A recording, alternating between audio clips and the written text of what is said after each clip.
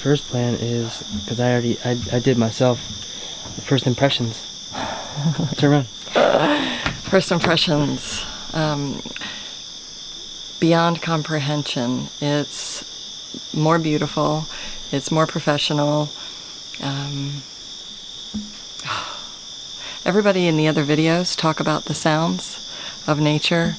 It's, I know it's going to get even better at night, but right now it's about 4 o'clock and we just settled in and it's fantastic. Overpacked. Okay, so I know some of you are going to really laugh about that.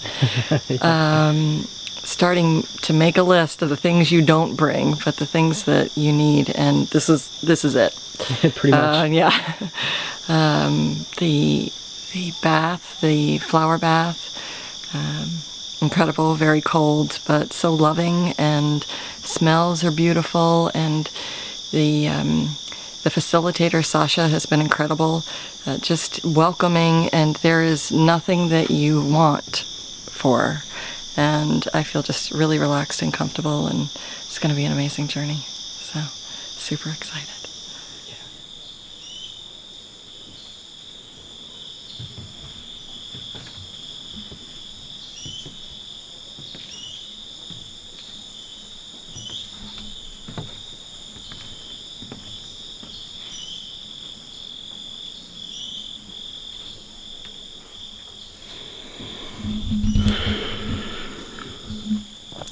All I can say to this is it's just unbelievably beautiful and serene and peaceful and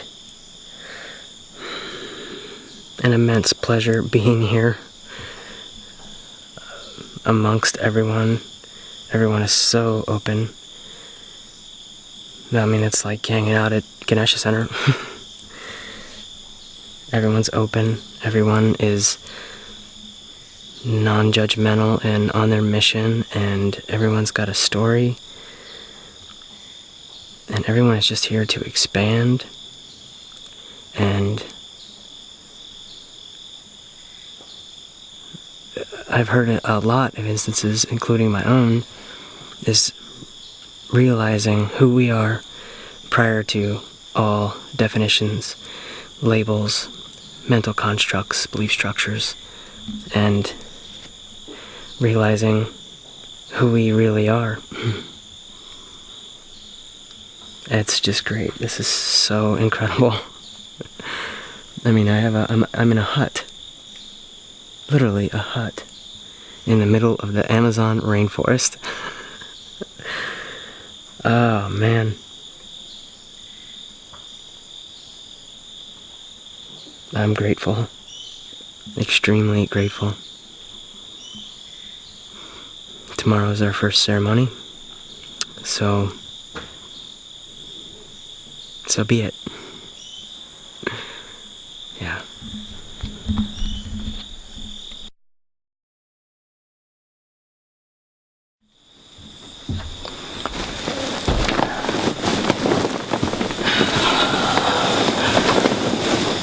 Okay.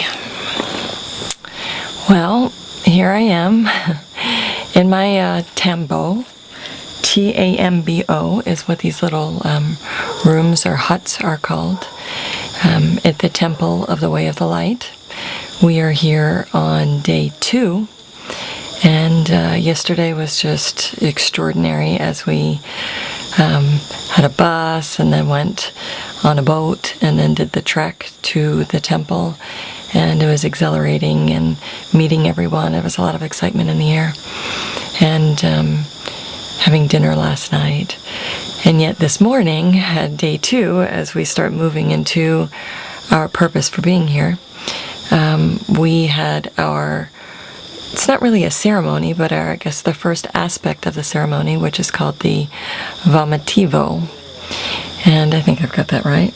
And that is in preparation for the ceremony tonight. So, yeah, started the day pretty good, a little apprehensive. And at 7:40 was our time to go and drink this liquid that was lemongrass tea. And then after it, after, a rapid fire progression of drinking warm water afterwards to produce vomiting. The idea of that is to prepare your body for ayahuasca and the purge tonight, as well as a detoxification and prepare the stomach as well. And I guess I wasn't really prepared that this was starting the process of, healing. So the morning came with some apprehension, a little nervousness, scared, which was silly, signed up for this. And yet there was so much fear around it. Not really sure exactly where that was coming from, but definitely fear. And as we walked into the maestra's area, her casa, there was a walkway, kind of like a planked walkway, and there was a line of people. And to the right, kind of perpendicular, was a row of participants who were drinking and vomiting. It was interesting that other participants could look on and watch this very personal experience for everyone. But that's also part of the healing, is the breaking down of, the mask. And so it turned out that Shane and I were the last, or there might have been one other after us. And Shane went first, and then I was called in, and wow. They tell you the best thing you can do is just pound down the water and to just let it rip, let it go. And the maestras are there, and the facilitators are there. It is quietly and subtly very supportive and encouraging. While you're vomiting, there's, that's a good one, keep going. And had a tough time. So I think I ended up being the last one there. Tough time. I kept drinking the water. My stomach was extended and it started to hurt a lot. And then the maestra came up and massaged my belly. And I'm sure it wasn't just a massage, because within moments there was the purge and another purge and another purge. And boy, it felt so good to release that. And when you're doing it, that it's more than just the water. And I believe that it's also in preparation to get used to the purge itself in the ceremony tonight. So definitely was holding on tight and needed some help in releasing that resistance. And afterwards, everybody was kind of gone, and Shane had gone out to this other area with a couple of others. They were chatting, and I felt just very sensitive to dialogue, sensitive to noise. I had a headache that was growing pretty intensely, and just decided to, after talking to our facilitator, Sasha, who was amazing, just decided to go back to the room and kind of allow whatever was to come, whatever end it was to come out of, to happen. And so interestingly, as I was starting to walk back to the room, to the hut, the tembo, I started getting such emotion that was welling up in me that I thought that I was just going to start sobbing, and couldn't relate it to anything, any particular event or any particular sorrow. It just was there, and it needed to be released. And so I scurried back to the hut, and it seemed like as soon as I touched ground inside the door, it just all released, and had a really great cry. It wasn't long, maybe 5 minutes, but it felt great to release that energy. And so then I started documenting and writing, and that again felt like very much a purging process, getting out the words, getting out the experience. And a little while later, Shane came up to check on me, and as I was describing what had happened, there it came again. So more emotional purging. And it's really great to be able to be here with someone that you trust, and that I don't think anything is by chance or accident, that people either come by themselves here, and there are a lot who come by themselves, or they come with someone. And that is, I believe, completely orchestrated for whoever it is that's coming. Mother Ayahuasca is on the job, and you can feel her presence. You can feel her working on you. And it's subtle. Some are having very vivid dreams, and it's less subtle. And usually those, or at least my experience from talking to people, it's been those people that have had some experience with ayahuasca before, maybe. And, but I feel her. I feel the essence of her. I feel the healing already starting, the releasing starting. And although I came with particular intentions about my healing, I know that there is a layer that's going to be peeled away or cut off that is prior to the intentions that I came here with. We bring forth so much attachment from our childhood and our experiences and our losses and our loves and our traumas and our dramas and our ego, that all of that needs to be cleared. Like they say, the big chunks have to be taken away, and then Mother Ayahuasca will show you exactly what needs to be done. And it reminds me of the healing work that we do at Ganesha Center, that it's that proverbial onion, right? We're peeling off the layers of the onion all the time. And that's powerful. And so it's always the journey, and to embrace the journey and not have expectation of where you're going or what's going to be accomplished, but to be in the journey and to be ever so present, to allow, to release and to allow. And that has been very much the thread for me that is riding this last 24 hours. And that is the releasing and the allowing. And I just am slightly apprehensive about tonight's ceremony, but mostly very excited. The group, the 22 people, the participants, are slowly starting to bond, and we are eating together and changing tables, so we're getting to know one another, and it's a very safe environment. The facilitators are phenomenal. The maestros and the maestras, the energy that they exude is just divine. Beauty, love. There's a pureness to them that is spectacular.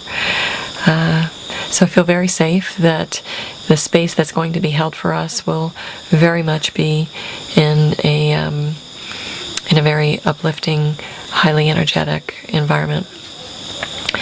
And so let's see, it's about 2:30, 3 o'clock on day 2, on May 4th at the temple. And we're preparing for our first ceremony, our first ayahuasca journey. And I guess we'll let you know how that goes. Thank you all for your support and your love. I feel the energy coming from Vegas and all around from our loved ones and our friends. And that support is definitely felt and helping us lift up. So we'll check in again after the ceremony. Bye.